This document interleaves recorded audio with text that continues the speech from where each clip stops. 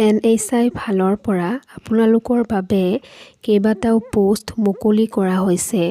এই পোষ্ট কেইটাৰ বাবে আপোনালোকে অনলাইন মাধ্যমত এপ্লাই কৰিব লাগিব। আহক এতিয়া অভাৰভিউটো কি আছে চকু ফুৰাও। অৰ্গেনাইজেশ্যনত কোৱা হৈছে national highway authority of India. Post নেমত আছে deputy manager, librarian, information assistant, junior translation officer, accountant, stenographer. Total post কোৱা হৈছে 84টা। এপ্লাই মোডৰ কথা কোৱা হৈছে অনলাইন। হু কেন এপ্লাইত কোৱা হৈছে সকলো ভাৰতীয় মেল ফিমেলসকলে এই পোষ্টকেইটাৰ বাবে এপ্লাই কৰিব পাৰিব।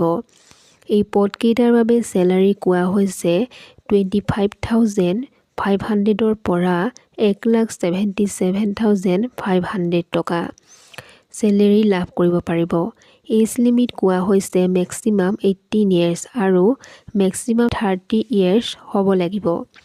লগতে এই চিলেকশ্যনৰ সুবিধা দিয়া হৈছে এই পদকেইটাৰ বাবে।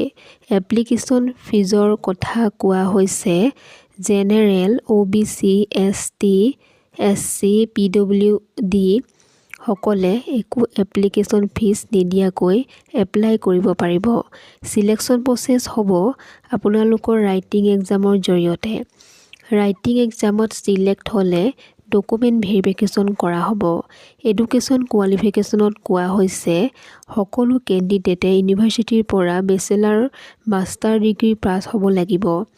কিন্তু ইম্পৰ্টেণ্ট ডকুমেণ্ট দিব লাগিব।